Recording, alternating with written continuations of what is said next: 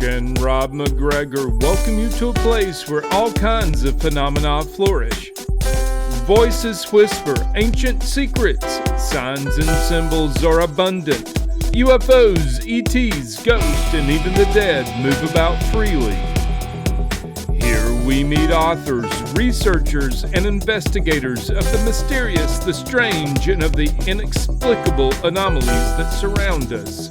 Step out of the everyday world and take a journey into the mystical underground.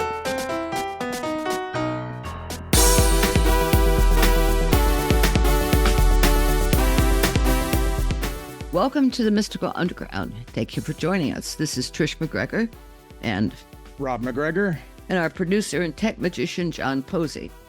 You can go to themysticalunderground.com where we make regular blog posts and where you can find out about our books.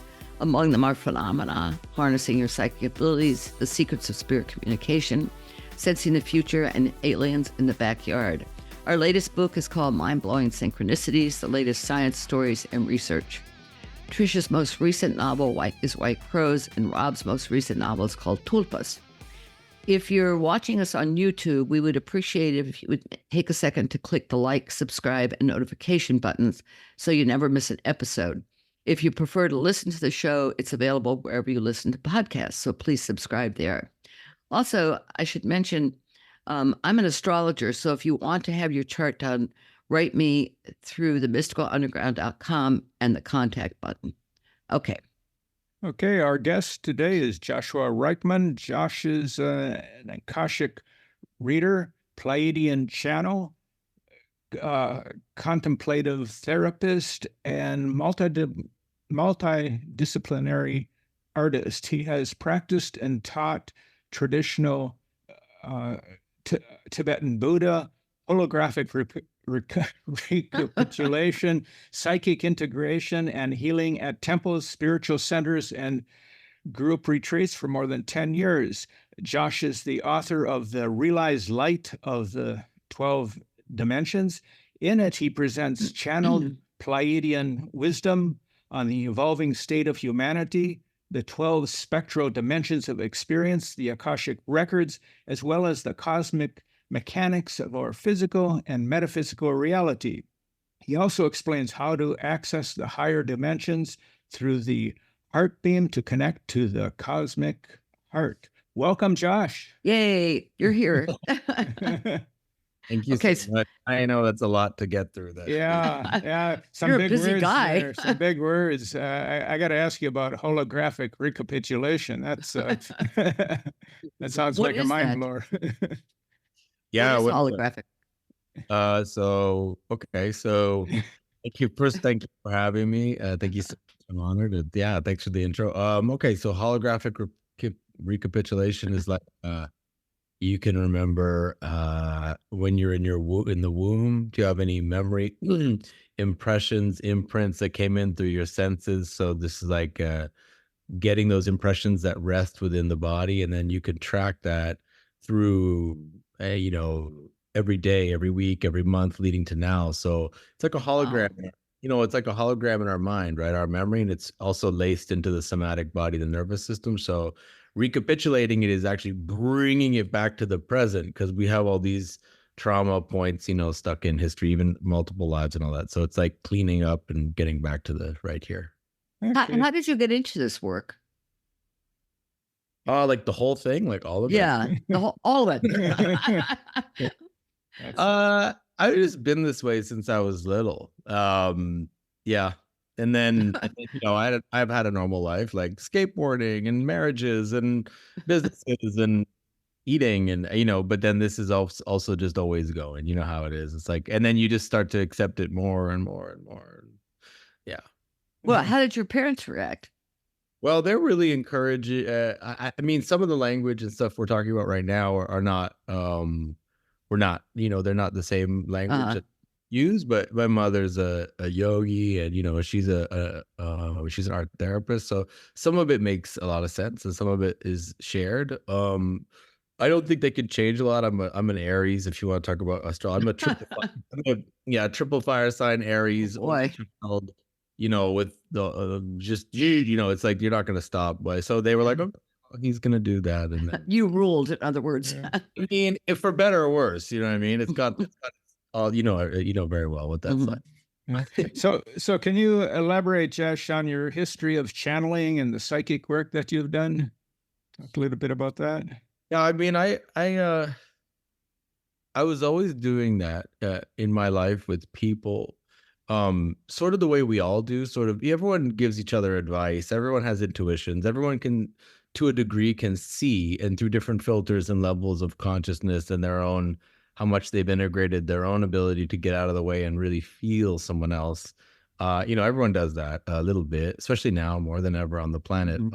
And culturally, we're all getting aware of it, but and learning and relearning those energetic skill sets. But for me, I started to realize when I was doing more of like meditation teaching and doing like more regular kind of therapy I was doing with people as a contemplative therapist, I was just doing more traditional. That actually what was happening is I was getting into the intrapsychic energetic space with people and then giving them these imprints that included even potential timeline futures they'd have, and then those things would come true.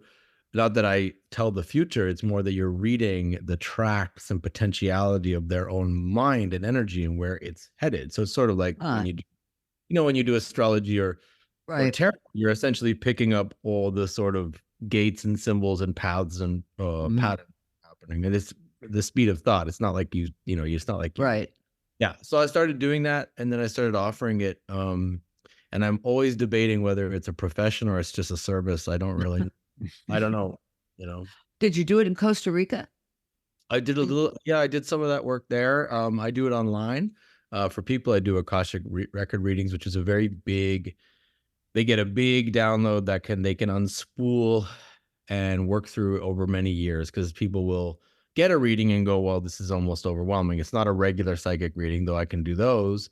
It's like the big one. And if you get your Akashic records, it might be something like there's a red book under your bed. You better go find it. They go, look, it's not there. But 6 months later, it's sitting there. And they're like, what book? So I don't know when it'll detonate all those things. But in Costa Rica, I did stuff like clearing. People really misuse, or they relate to medicine and the ancestors and the shamanic realms a lot, is this medicine world, right? So I would do little stuff like cleaning up areas or cleaning up homes, because people are really blown open there. There's a lot of Huh. a lot of stuff going on there. So yeah. You mean psychic stuff? Yeah, there's a lot of Yeah. stuff.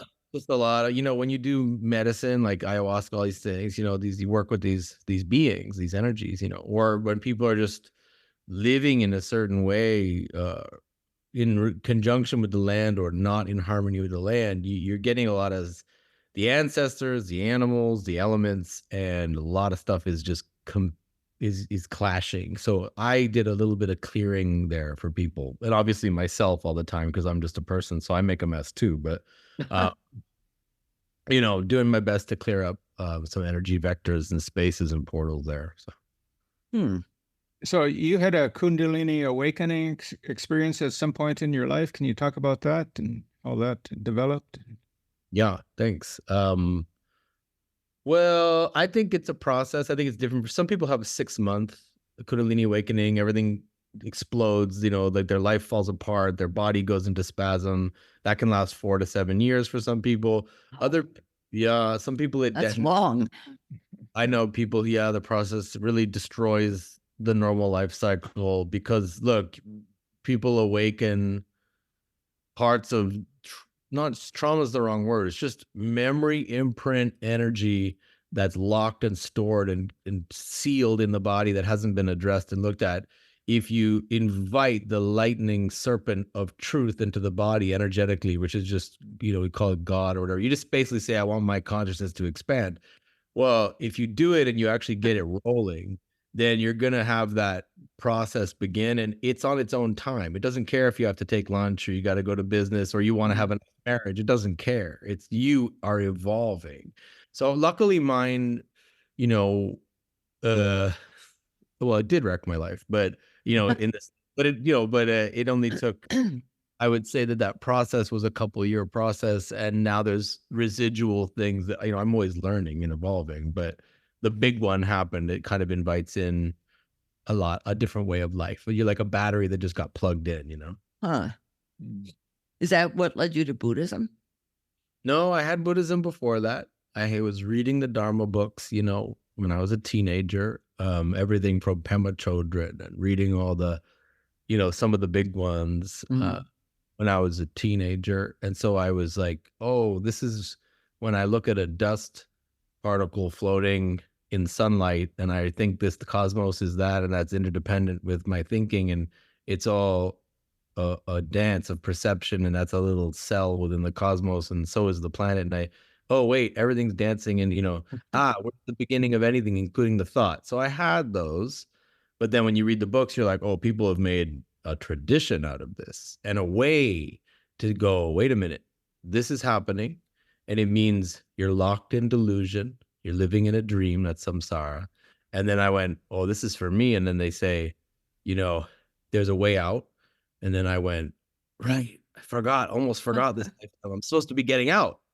And then, you know, you remember suddenly. And then I started taking it more seriously. And then I started studying and meditating. And, you know, I still do that. So. Now, what are you doing in Toronto? Just because, I mean, is that where you come back to in the fall? Yeah. So my mother's house is here, my family house. And I grew up here, and I don't have full American citizenship. So, you know, I don't stay, although some of my kids are there. So I visit. I'm basically there like a month or two on, then I come here for a little bit of time. And I do that, which is very difficult actually, having, you know, because I'm really attached with my kids so deeply.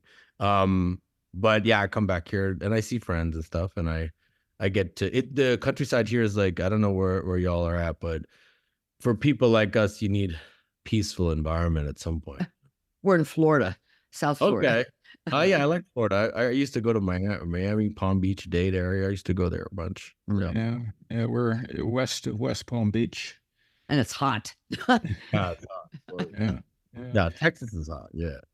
So on your spiritual journey, have you had particular teachers that you've worked with? Any gurus, or have you done this on your own, or how's that gone for you? Yeah, I've had First Nations, Indigenous teachers in Canada. Hi, Joe. And Tibetan. Sorry, our dog's barking. That's okay. What's up, Nigel? He's going to start Buddy to bark now, John's dog. Oh, yeah. Oh, do you both have dogs in your phones that know each other online? Well, I don't know if they do. They may. But yeah, I'm muted. I'm muted most of the time. So, so Nigel's kind of on his own. All right. Yeah, I had a Tibetan Buddhist teacher. You know, he's Tibetan, 14th reincarnation.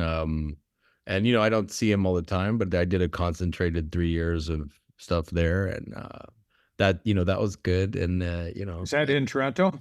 Yeah, in Toronto. He's spent his time in Toronto, and then Vancouver and Mongolia.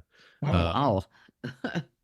Yeah, so I worked, you know, I did my little part in trying to be a student there and get the and then First Nations, sweat lodges, you know, this kind of thing. That was really powerful, and I had some teachers there who you know, like, just for ceremony and clean me up, you know, because we're so messy, you know, people nowadays. Got to get in the smoke and get all, you know. Right. Yes. Now, what led to writing this book? The pandemic era, you know, when that whole thing, like, it was just like, wow, it's all getting exposed, and the soil's churning, and people starting to see just the level of confusion on Earth, you know, and in this realm, and just socially, politically, right? So I had already written a bunch of essays on some of these things, but I started to really hold groups to help people, and obviously, you know, I lost a lot of friends, and it made a lot of you know, because you talk candidly about how you see the world, and you know, that was a whole, it still is, you know, it's that whole thing we've all dealt with. So, but I also put a lot of the energy into going, look, it's not just about this world or these powers or politics. It's not just about that.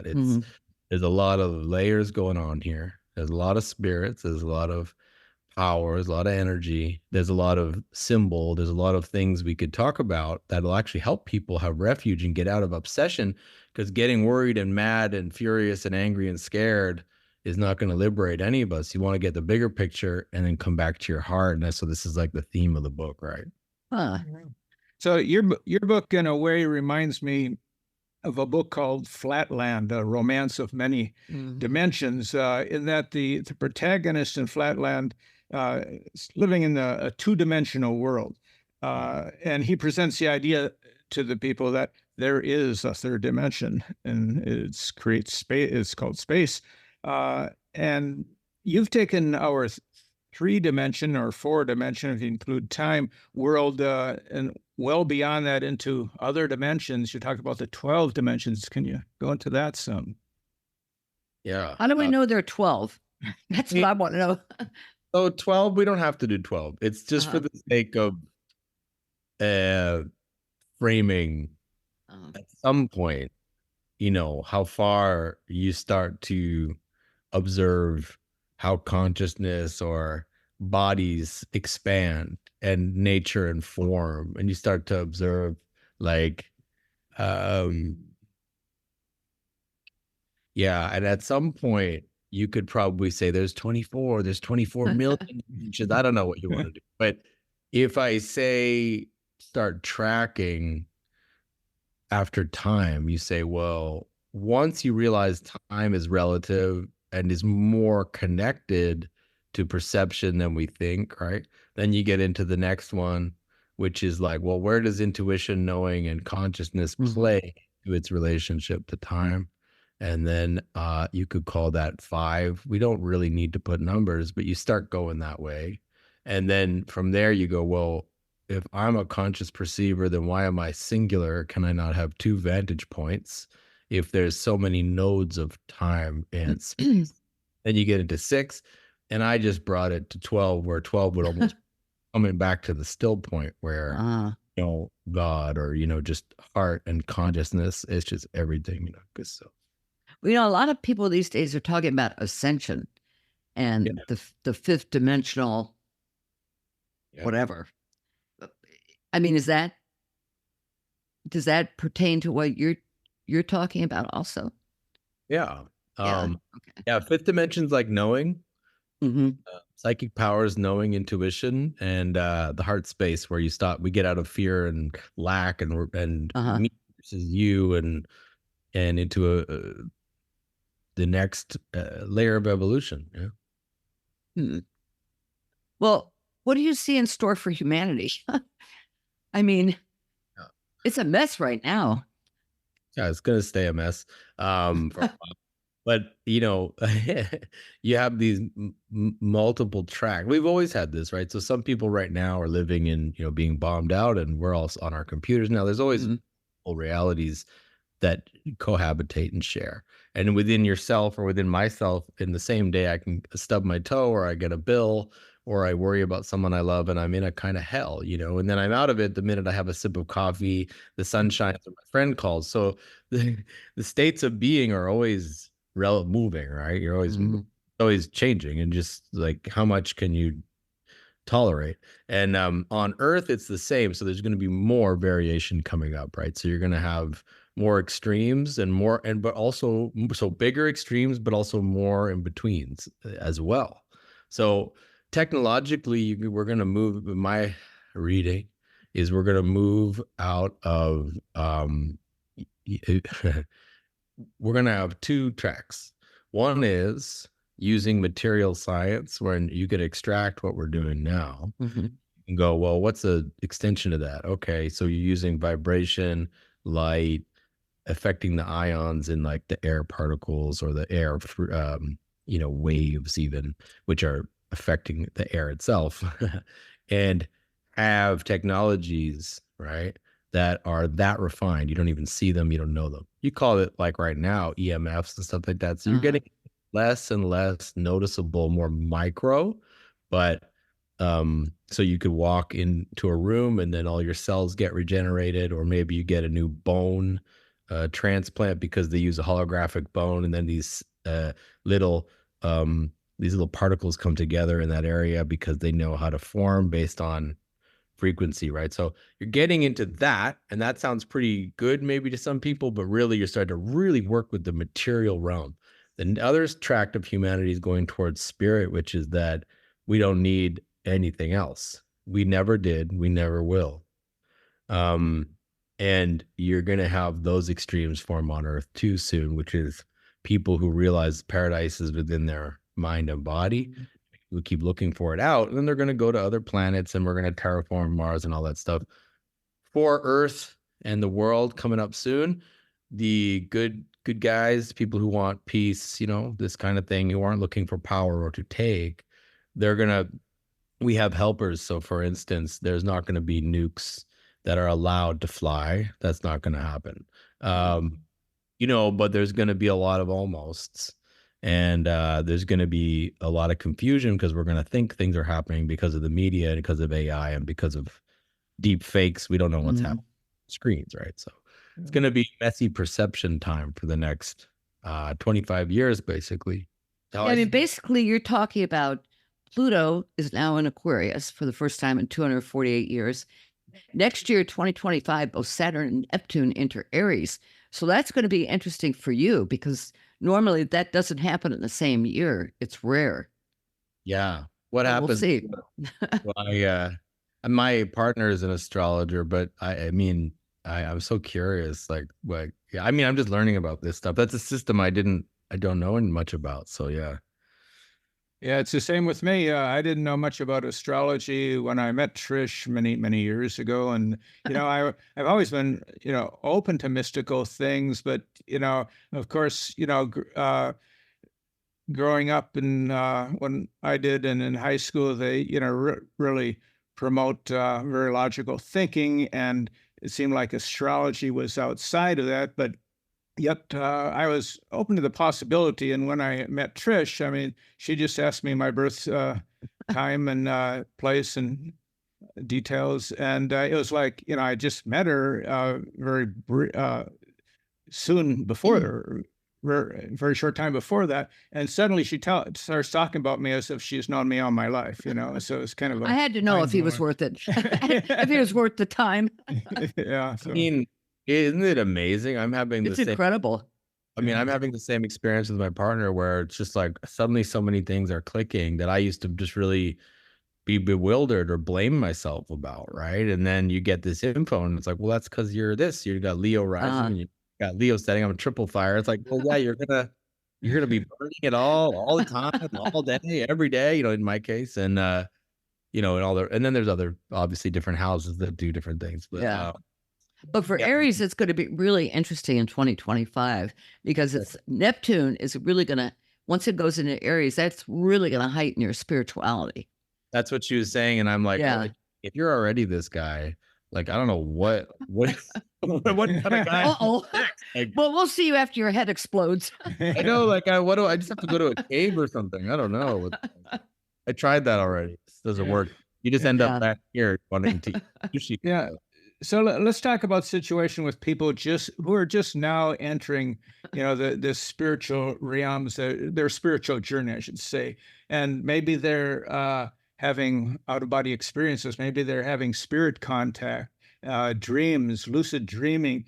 But then something happens. They're on this high about, going to a higher level of spiritual contact and that. And suddenly they have issues with demons. Can you talk about that? Because that's something that some people encounter. Yeah, the devil is spiritual. I like that quote. Everything's spiritual. So people are like, I'm getting spiritualized. I'm having a spiritual. Well, yeah, you live in a spiritual dimension, like an ocean of frequencies where everything is possible, everything is happening. So you go to sleep, you have a lucid dream, you start flying, and you meet someone. You say, "I met this crazy person in their dream, and they were showing me these swords, and they were saying to step into this portal." And I'm like, would you do that in your waking life? Would you trust a stranger and walk down a tunnel into a strange place where a warlock is standing there with a glyph on the ground? Like, you think your dream, but why is it no different? So govern yourself accordingly, because what we don't see is here, if someone bumps you into the street, maybe you get the dirt on your shoulder, or maybe you even pick up bacteria from them or something, or people make love, and then you have to deal with the material transmission of still particle, like we're still here. There, you're having that energy transmission and psychic interjection and stuff in the dream time, in the astral time, right? Your astral hygiene, all of ours, is messed up because we're not trained. Now, simultaneously, our energy bodies are being fed on while we're in bed here, walking around the streets and all this kind of stuff. And then we take that into the dream space, and we expect we're going to be dream warriors. We're going to be super, whatever. And it's like, well, you just ate all this junk, and we're thinking all these negative thoughts, and all of us, right? Like, we're inundated with so much noise.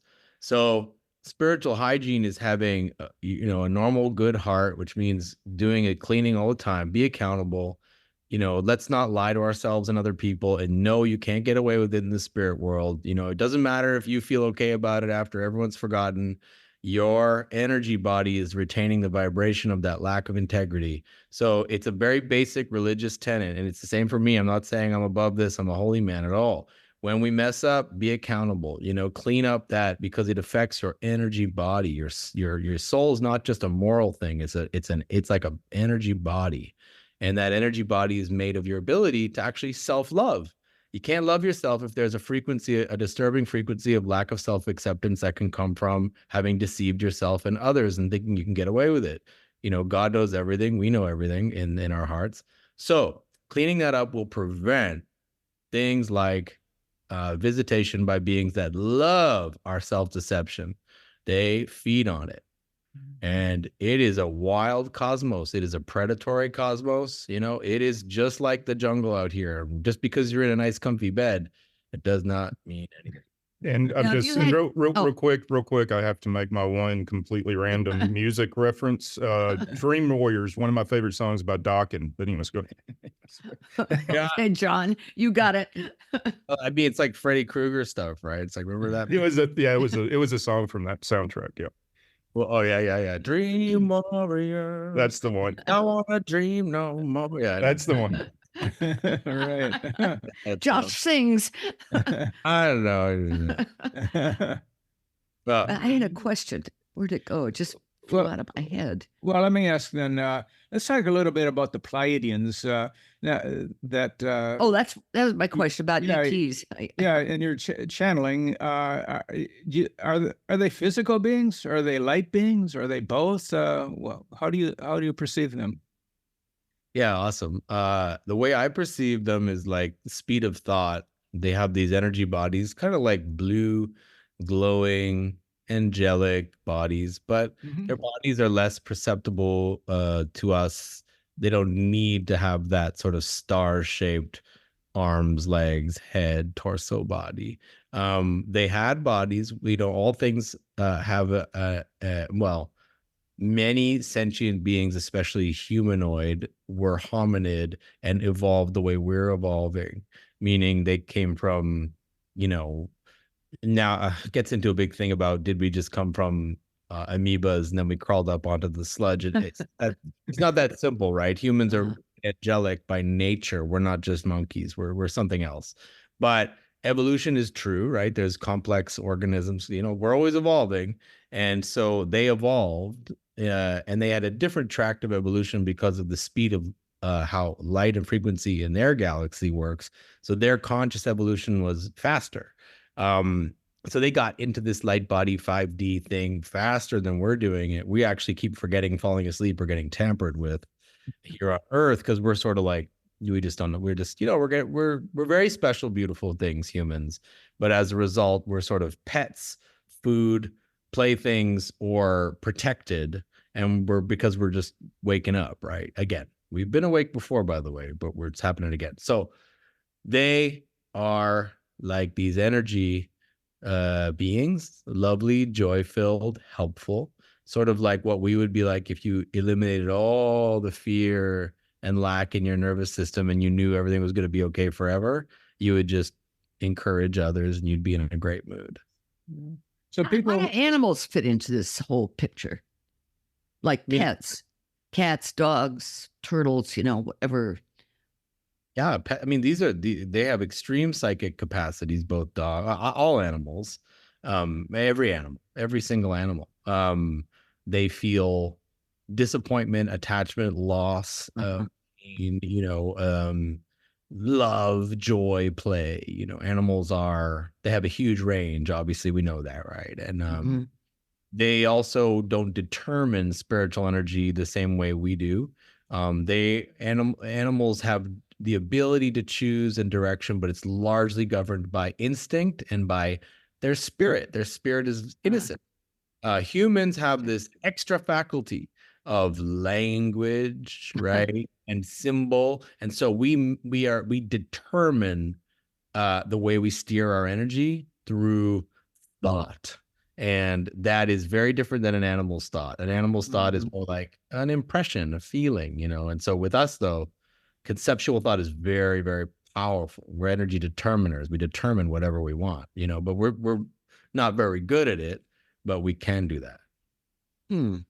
Yeah. So back to the Pleiadians again. Yeah. People who are on this track of knowledge say that the Pleiadians are related to us. We're linked with them, but they're like very much more evolved, more advanced. Maybe like because they're 1 million years older than us, or 2 million, or whatever. So I'm wondering, what do you think of the possibility that they're the ones who created us, and that's the link? Yeah, I think that a lot of different architects have had a hand in seeding the evolution of humans. I think that they continue to play a role in our evolution. Our DNA and our genetics are affected by, this tampering, this changing, suppression or advancing, through. Both actually, right? Yeah. There's some that want to hold us back, apparently. Yeah. Yeah. Well, I mean, is there like an ET battle going on for humanity?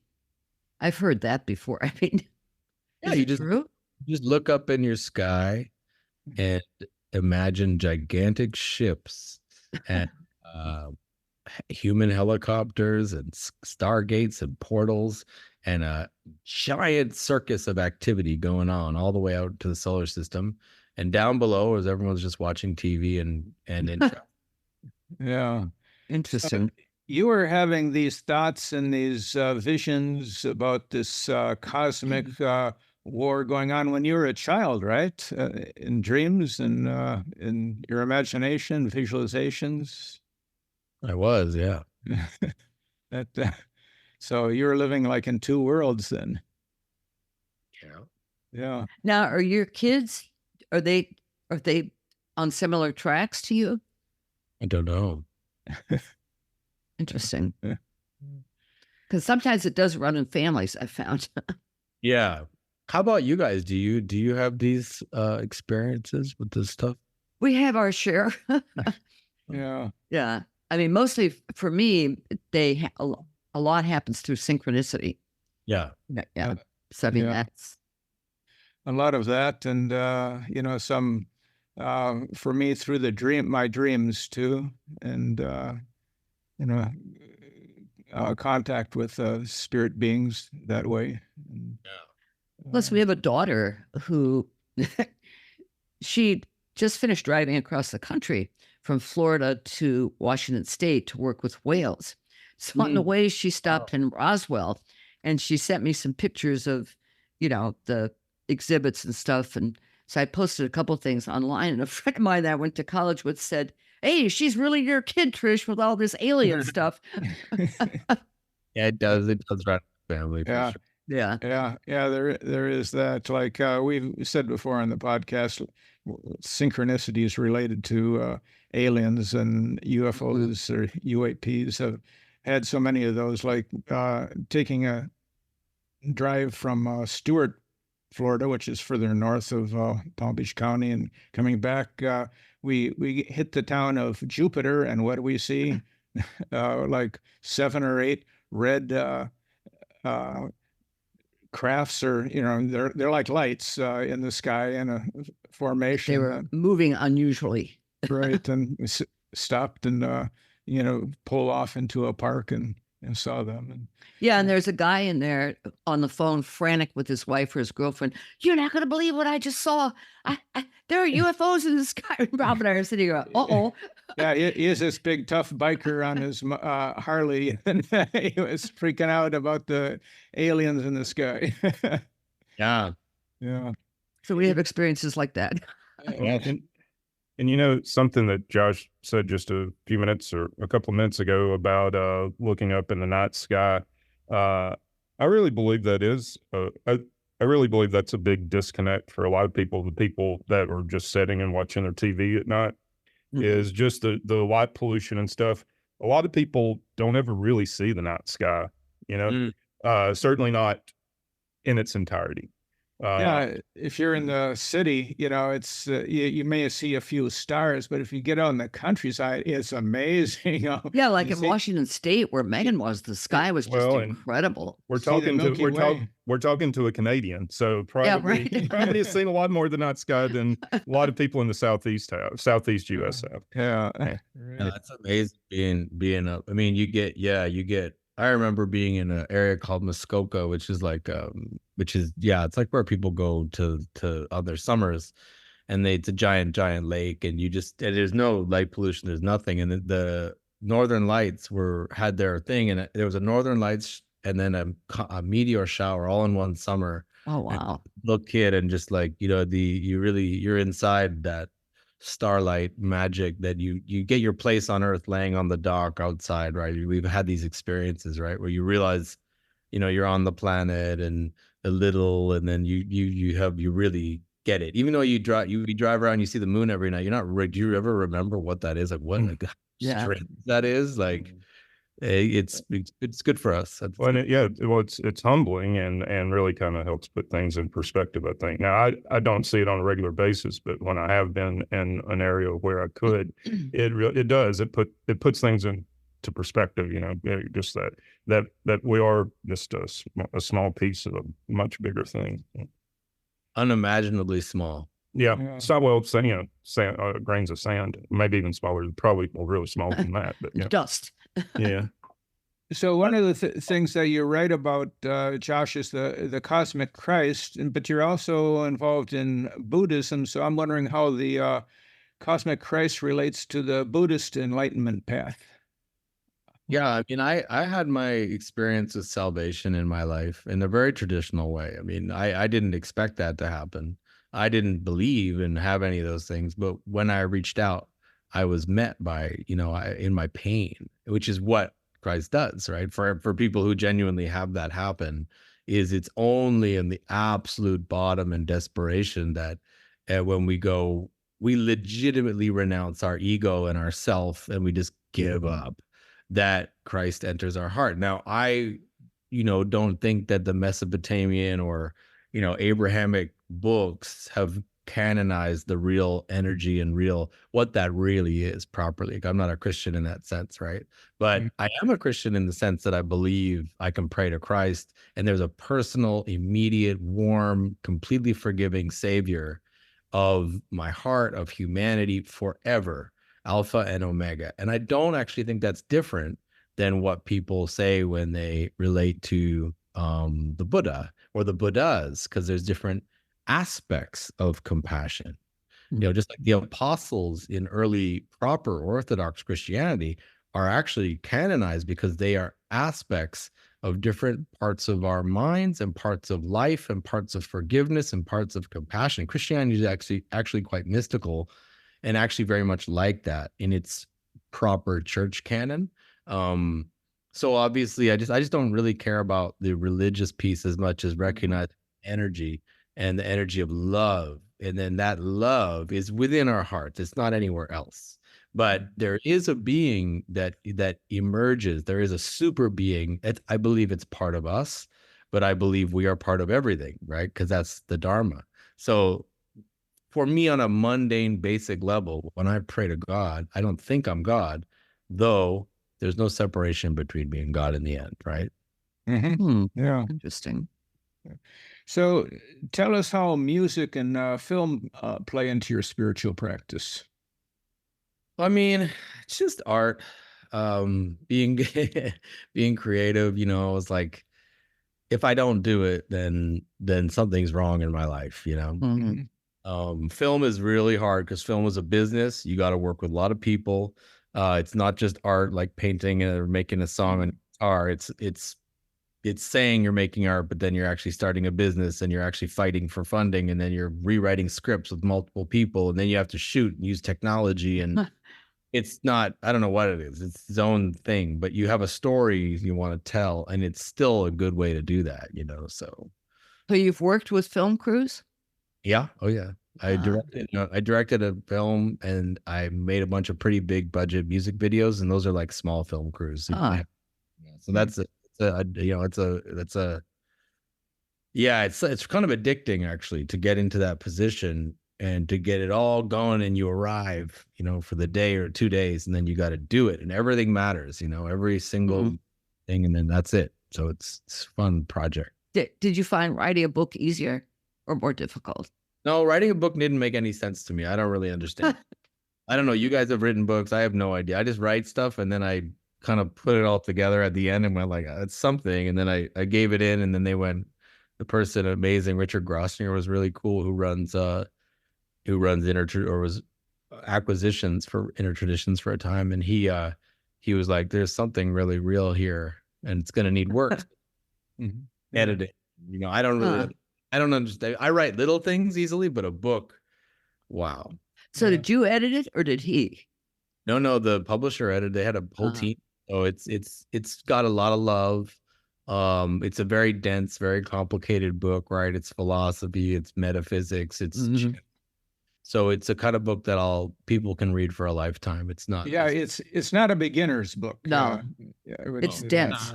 Very dense material. Too dense for me. I look at it sometimes and I'm like, this is. I don't. Now, Josh, when you channel Pleiadians, what does that feel like? I mean, do you go into another? I imagine you go into an altered state, but how do you know it's Pleiadians? How do you know it's not Arcturians? That's different feelings. They told me, and I feel them as full of joy and benevolence and in service of light and goodness for humanity, and they never lie. And therefore, I trust that they are something that's good. And all the answers have always been what I recognize as like very morally clear, really sweet answers. They never create any disturbance. They only create love and joy, clarity. And then they told me who they were, and I got some downloads about that. I don't do a lot of that, to be honest with you. The Pleiadian thing's not a big thing anymore for me to work with. I'm really working with the earth right now, and myself. Actually, the human story is very big right now. We need to ground in very practical ways.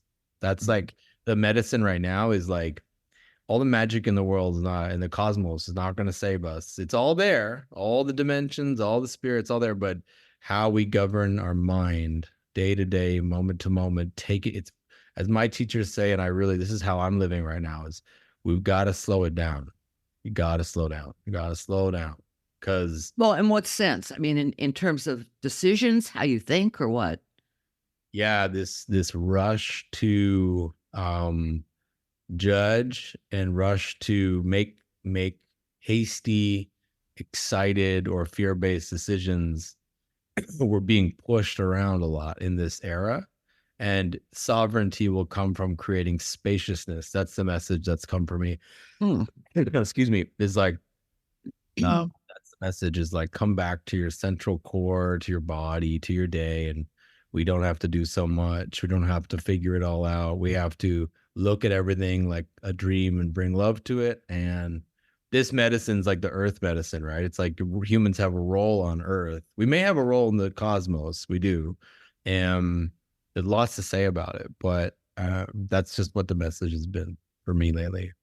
Now, do the Pleiadians predict your future?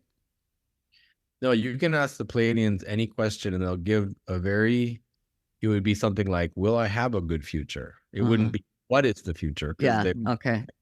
And if you say, will I have a peaceful, good future? They'll give you exactly the truth. And usually it's very positive and joyful because from their point of view, there's not really many things that would be terribly bad because even the worst challenges are part of the soul's evolution. So if you ask, for instance, will my future be safe and bright and positive? They'd say, of course, up to you. You know what I mean? It's nice stuff like that. But you also get a really beautiful, clear message that helps with direction from them. Josh, since your book is quite dense, what do you say is the main takeaway from your book that readers would gain? Just sort of what I was speaking about, which is there is a way to channel and open your consciousness and have telekinesis and have your psychic powers developed.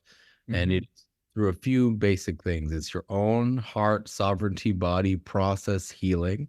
And it is through lucid dream time, going into lucid dream time and realizing that the difference between this world, your dream world, and even between lives is not much difference. So rest in the fact that you are an observer, a witness, a consciousness unfolding. Get out of this persona thing.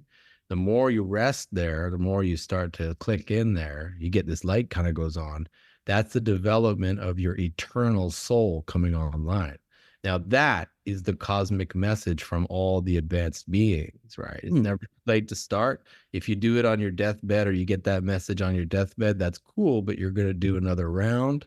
You're going to go, it's like how many of these unconscious lives do you want to live? So get conscious now. And it's not about grinding. It's about resting in your open awareness, but know what's what. So this is the message. It's more like a Dharma book. It's more like consciousness, or like you can do it. It's like a positive thing.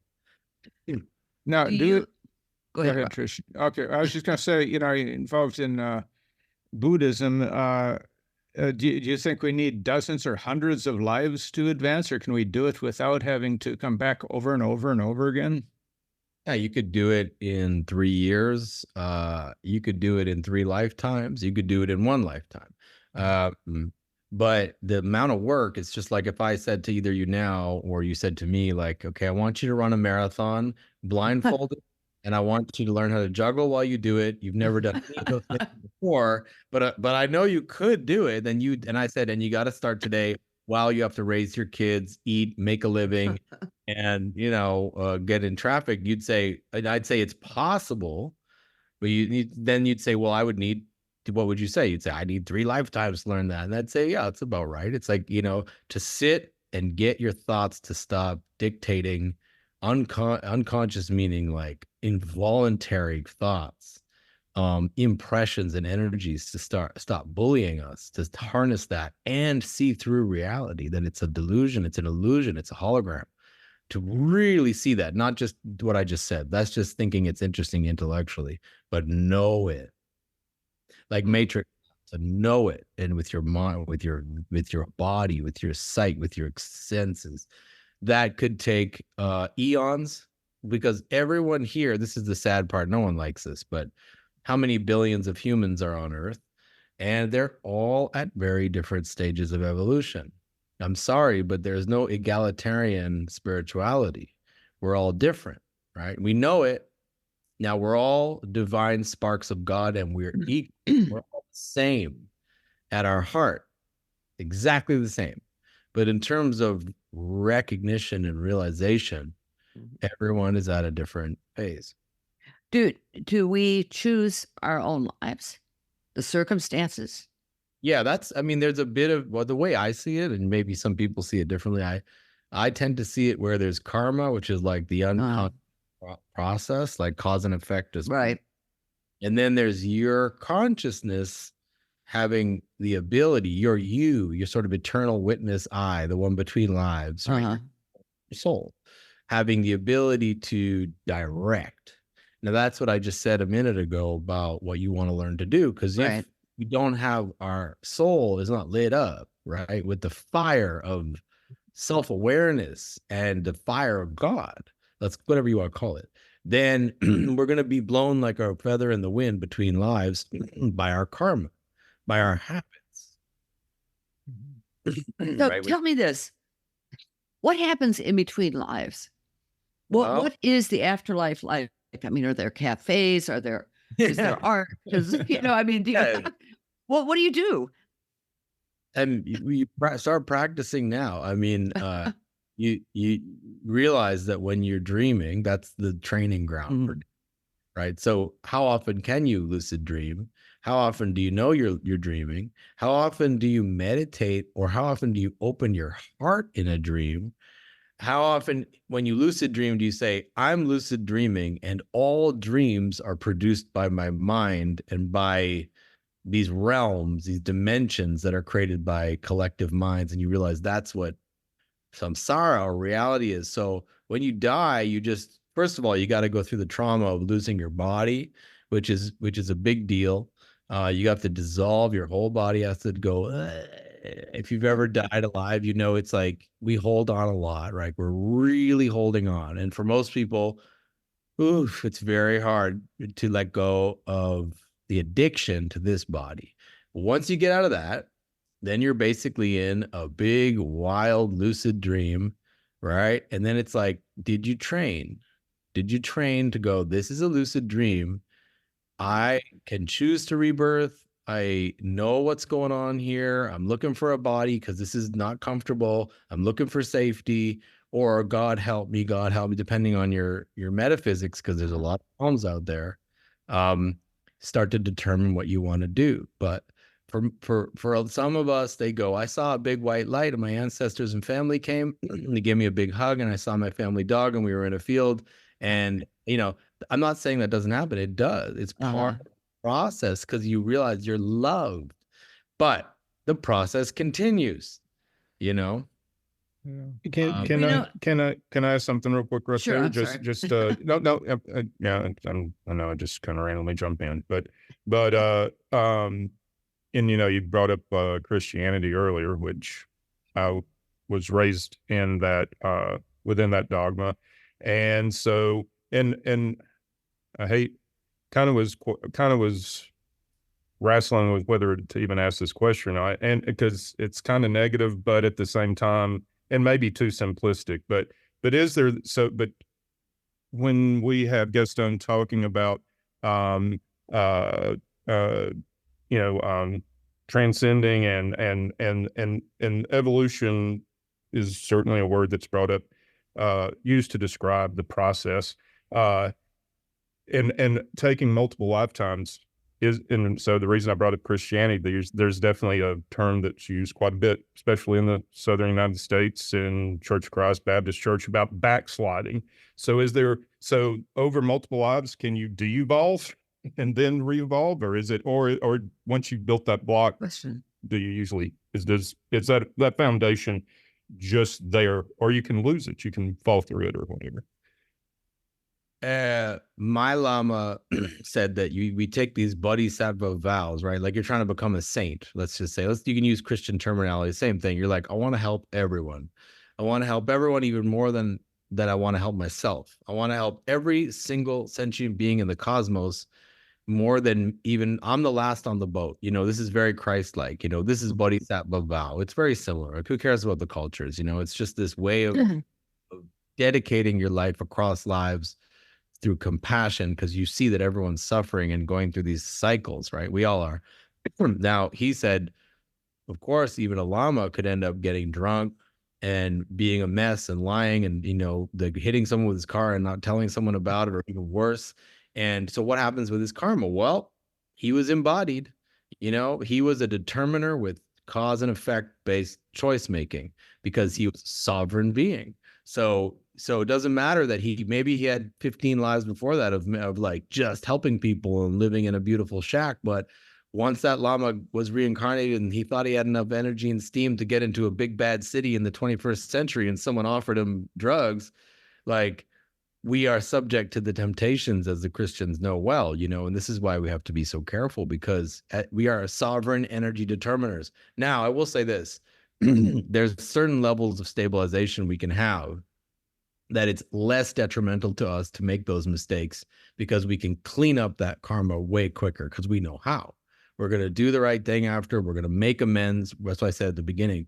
We're going to supplicate to the cosmos, just so our hearts get right. And that cleans up our merit field, it's called energy, right? And we're going to rededicate and do a lot of good stuff, not just externally, but even just small things day to day, and clean that karma. So we can do it faster if we've already learned how. When we get back on the train, yeah. Gotcha. I can see what.